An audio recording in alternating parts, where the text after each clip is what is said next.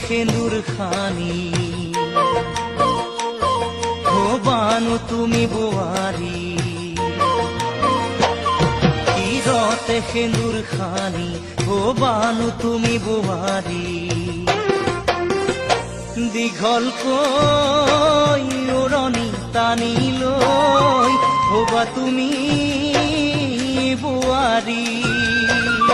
দীঘলকৈ উৰণি টানি লৈ হবা তুমি